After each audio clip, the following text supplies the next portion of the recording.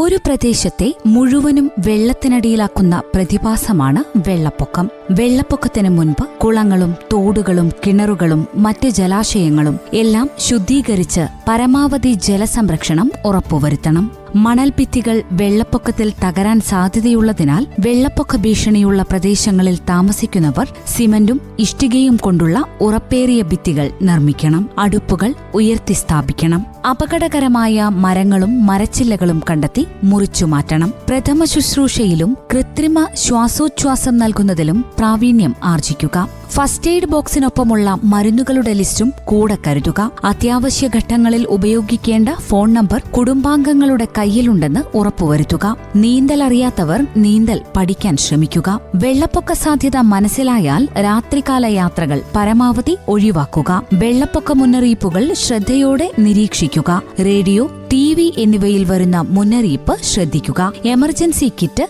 എപ്പോഴും കരുതുക. വെള്ളപ്പൊക്കമുണ്ടായാൽ വീട്ടിൽ നിന്നും മാറ്റേണ്ട സാധനങ്ങൾ ഏതൊക്കെയെന്ന് തീരുമാനിക്കുക.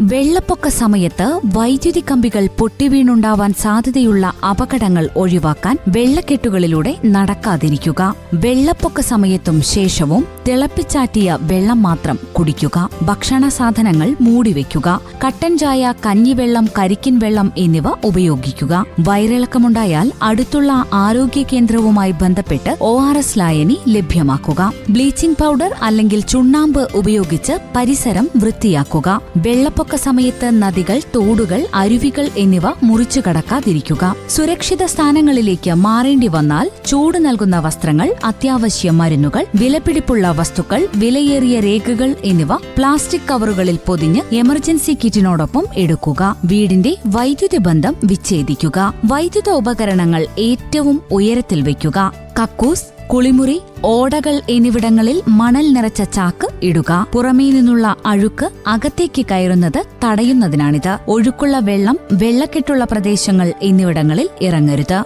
വെള്ളപ്പൊക്കത്തിന് ശേഷം അടിയന്തര വൈദ്യസഹായം തേടുക. ദുരന്തബാധിത പ്രദേശത്ത് സന്ദർശനം നടത്താതിരിക്കുക. വീടുകളിൽ തിരികെ കയറുന്നതിനു മുമ്പ് വീടും പരിസരങ്ങളും പരിശോധിച്ചതിനു ശേഷം ബ്ലീച്ചിംഗ് പൗഡർ ഉപയോഗിച്ച് വൃത്തിയാക്കുക. കുടിവെള്ള സ്രോതസ്സുകൾ മാലിന്യമുക്തമാക്കുക. കെട്ടിക്കിടക്കുന്ന വെള്ളത്തിൽ കളിക്കാൻ കുട്ടികളെ അനുവദിക്കരുത്. വെള്ളത്താൽ ചുറ്റപ്പെട്ട കെട്ടിടങ്ങളിൽ നിന്ന് അകന്നു നിൽക്കുക. വൈദ്യുതോപകരണങ്ങൾ അവയുടെ അപകട സാധ്യത ഒഴിവായ ശേഷം മാത്രം ഉപയോഗിക്കുക. വെള്ളപ്പൊക്കത്തിൽപ്പെട്ട് കുതിർന്ന ഭക്ഷണങ്ങൾ കഴിക്കരുത്. അറിയാം, പ്രതിരോധിക്കാം.